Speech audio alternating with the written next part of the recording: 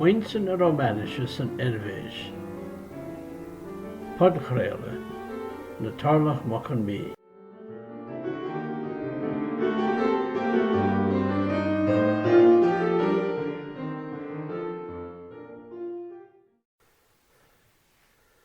Is seo tarlach mochan mí caintliv. In san Eilvéis teangach, tá teanga náisiúnta ann, Germánis, Frankis, Idális, agus Rómainis. Ní labhartar an Rómainis ach an seo ins na Grisons, in uirthi na tíre, mar a bhfuil cónaí orm féin. Níl an teanga ach I 100,000 duine ar fad. Labhartar an teanga seo in lánta móra áirithe ins na Grisons, an Sléibhe agus an Engadín go háirithe. Is iad sin na Gaeilgeachtaí más maith leat. Chail an teanga cuidmhór talamh in san 20 chéad. Is sráid bhailte agus ceantar áirithe, tháinig deireadh leis an Rómainis agus tháinig an Germánis in a háit. Is an Germánis náhuid mór na Rómainisise, mar tá an teanga sin á labhartaigh mór a bhí gan tún na Grisons inis. Ach ins na Gaeilgeachtaí ina bhfuil sí láidir, mar in an Rómainis, agus tugtar an teanga ar aghaidh don na daoine óga. Bíonn an teanga fitte fuaite le Ceol sóisialta an bhaile, scoil, aglas, cumann, comhairle an bhaile. Ach bíonn gach cainteoir fásta dá teangach. Bíonn an Germánis ag brú ní hamháin ar an phobal agus ar an baile goiteine, ach ar héal individual naoine. Is minic go mbíonn an Germánis níos líofa ag duine ná an Rómainis, tuisc gachród in na héal bheith an Germánis beagnach. Bíonn contúirtaí eile ag bagairt an na Gaeilgeachtaí freisin. Déan na gaintóirí ag dul in níos, bheith ag bra ar an turasóireacht a bhíonn ag freastal ar lucht na Germánisise, agus trégan na tuaithe mar a tharlaíonn ina lán réigiún eile.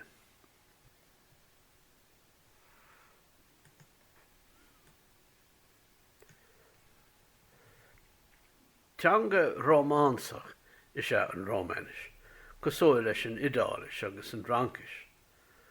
Ba provinse den Imperacht Rómánach réitia áitina bhfuil cantún na Grisons inis. Mar sin hiarlaigh an teanga réigiúnach seo ón leadin.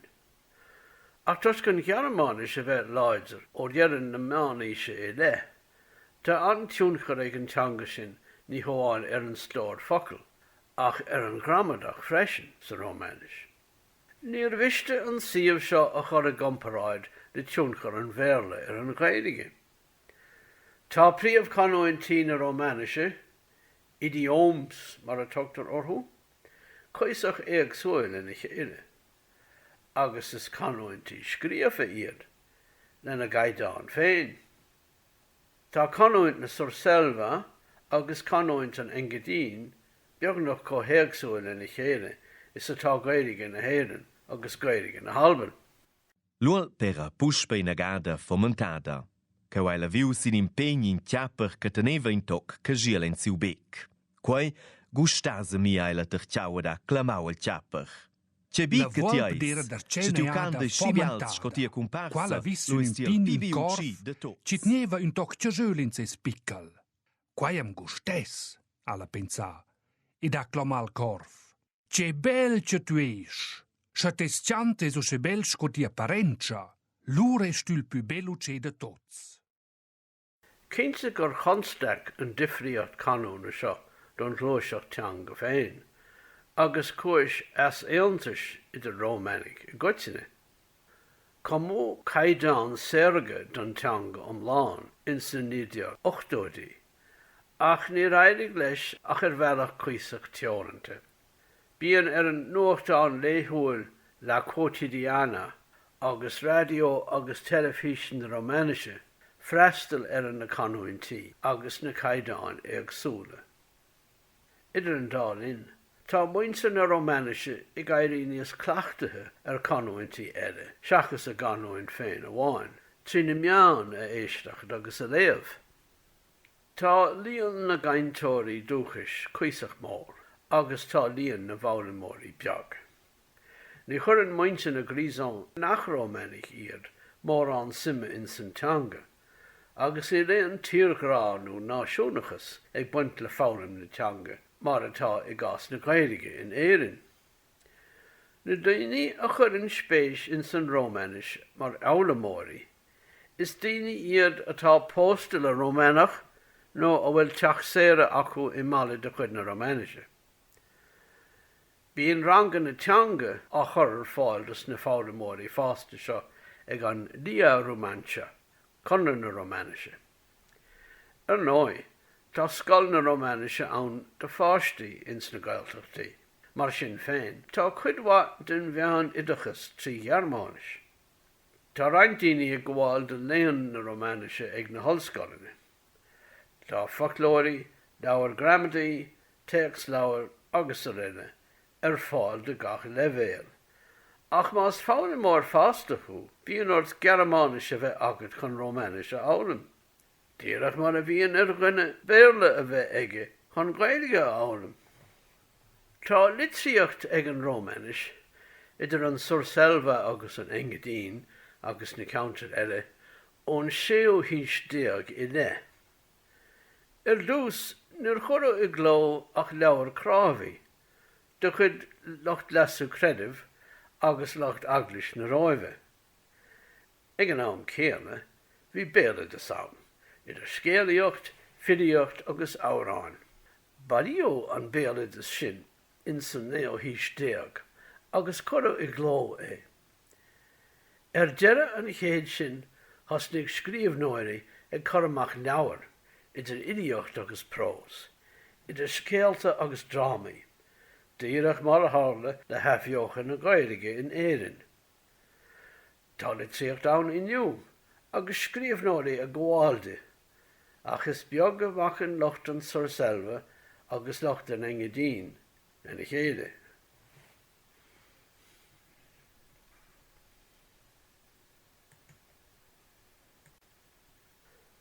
Bhí glúiseacht na Rómainisise ar siúl in san 9 hís déag cheana, ach ní bhfuair an Rómainis aitheantas I fiúil ón stát, ach sa bhliain 1938. Mussolini becheantar leis ar aon duine eile. Bhí gailteacht de chuid na Rómainisise in san Tirol heas le fada, ach nuair a fóir an idáil é tar éis an chéad cogadánda, dúirt an rialtas sa Róimh nach raibhann san teanga mionlaigh seo ach chanúint in idális. Mar sin, bheadchan an daoine seo dul le scoil trí bhean na hidálise. Ní raibh na hidálaigh sásta leis an Tirol heas óháin. Cheap siad gur Italia irredenta a bhí in san Ticino freisin, chanúint idálach na Eilvéise, agus ins na Grisons. Dar nó, ní raibhann san Rómainis ach chanúint de chuid na hidálise, agus ba chóir de lucht na Rómainisise san Eilvéis clí leis an idális mar cheanga chaidánach. Bhí tréimh se caite ag Mussolini féin san Eilvéis, agus bhí sé féin gafa ag an smaoinemh seo. Chuir sin agla ar lucht na Rómainisise, agus thusnig siad ar achtas náisiúnta chun aitheantas a bhaint amach an Rómainis mar cheanga intí féin. I réifreann díreach roimh an dara cogadánda, cinneadh ar an Rómainis a aitheant mar cheathrú teanga náisiúnta na Eilvéise. Bin an freagra ar Mussolini agus lucht Italia irredenta. Leis na céalta inis, is mór an chúis as éantais I measc na Rómánach cuasaí credibh, ní cuasaí canúna óháin. Mar tá cuid acu Catholicach agus cuid eile Protestúnach. An chud is mód an Súrscéal tá sí Catholicach, agus an chud is mód an Engadín tá sí Protestúnach. Bhí naidas ann I gcónaí idir an dágrám. Ba dheacair dóibh obair as lámh a chéile ar somna Rómainisise. an déobh eile, níor bhiste ará gur chur na haglaisí le saol na teanga i gcónaí. Ba bhinnig an sagart paráiste nó an minister ag cothú na Rómainisise agus ag scríomhaintí. Ach san látá neón tá an creidimh tradiisiúnta ag dul aige sa tír ar fad. Las muid an litríocht tá an béalaidas agus na sean nósanna láidir go fáil i measc na naoine. Bhí an feis na hinide á cheadúra ag na Caitlicigh. Ina tháinig sin tá nósa eile ag na Protestúnaigh san Engadín agus é sin Calanda Mats. Bhí an téas óg ag canna agus ag bóla clog bó chun fáilte a chur libh an airach. Is breathach ach pobl an nollaig agus an aithbhliain, agus ins na báilte Caitliceacha bí an féin mór ann ar an Perdanonsa, is é sin lá éad a fatróin na haglaise áid túla.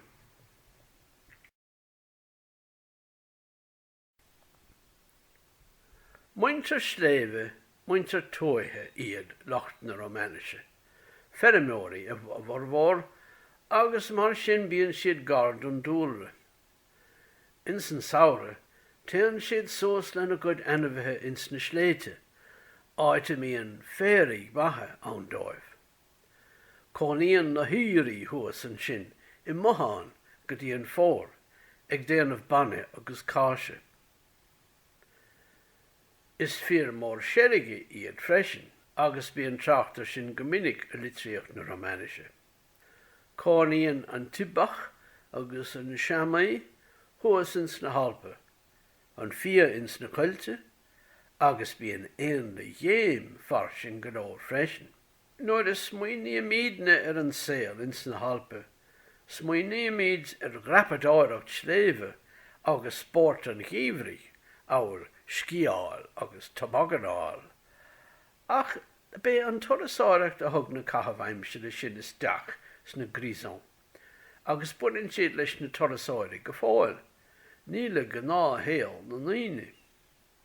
Inniu tá bail ag bagart ar an turasóireacht, ar an teirigh agus ar an dúlra I gcuiteanna I measc na nalp. Leis an athrú éráide, tá sneachta ag lá agus áirithe coscart na nair trochanna.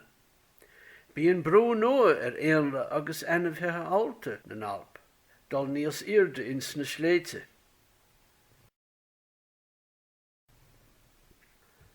Is teanga mionlaigh I an Rómainis, gan áras, ins an Eilvéis agus ins na Grisons féin, ábhfuil an Gaeilge in éireann. An féidir gá teanga mionlaigh mar an Gaeilge agus an Rómainisise chur a gomparáid. Gar is féidir a outlamón gomparáid sin más Tá stad na Rómainisise mar de le níon na gaintóirí dúchais, go sóil is stad na Gaeilge in éireann. Ach tá líon na bhoglamóirí I bhfad níos iarsaí I gás na Gaeilge. Mar de leis na contúirtaí atá ag bagart ar an dá teanga agus ar teangacha mionlaigh I gcuiteanna, ní miste ará go mbíonn na deacrachtaí agus na dúthailán céanna ann. Mar an lucht na Rómainisise I nán na Gearmáinise, is inán beag iad I bharige mhór na Gearmáinise. Cuireann an Gearmáinis brú mór ar an Rómainis dá bhár. Ach nach bhfuil an scéal céanna a gcoinn na Gael. Mar an lucht na Gaeilge ar inán beag I bharige nó an agéan an bhéarla. Agus do gná bíonn siad ag brathúil an bhéarla, chun bheith deagháil leis an domhan mór amhaith, mar ní bhíonn aithne acu ach ar gabhann an bhéarla. Mar sin is féidir a thuiscint go mbíonn na dúthláin agus na deacrachtaí céanna roimh gach pobl a bhfuil teanga mionlaigh aige. Cinnte go mbíonn difríochtaí ann freisin. Tá tradiisiún liturcha an ada ag an Gaeilge nach bhfuil ag an Rómainis. Is maith leis na Rómainig ará gur teanga ársa atá acu, teanga rún díomhar cosúil leis an Vascais ins na Pyrénées. Ach an íl inti le fínaine ach teanga Rómánsa cosúil a gach ceann eile. Péiscéal bíonn na Rómainig ag brath in an teanga chun a féinú lucht a chur in úl. Is beag féinúlacht eile atá acu, seachas an saol na measc na nalp. Féinúlacht atá I bart acu le cuidhá eile déanraí. In éireann, mar na bhacan duine leis an Gaeilge, tuig leis éonúlacht cultúra a choirinúil tríd an Ceol tradiisiúnta nó common luchlas Gaeil. An droch óir, rud atá I bart a gcoinne leis na Rómainis ná an imreacha. Is muintir tóithe iad le fermacha beaga, agus bíonn an gcuid is mód an daoine óga imacht.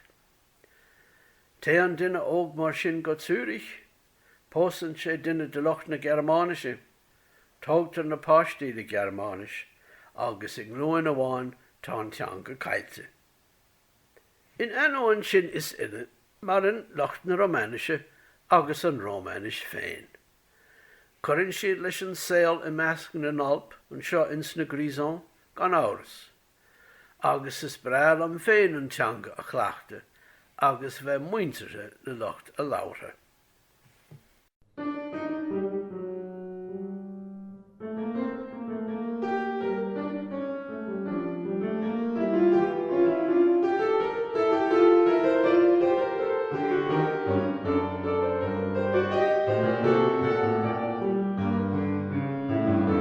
Bhí sé bhgéisteach le Muintir na Rómainise san Eilvéis, Podchraoladh, na tarlach mac an mí.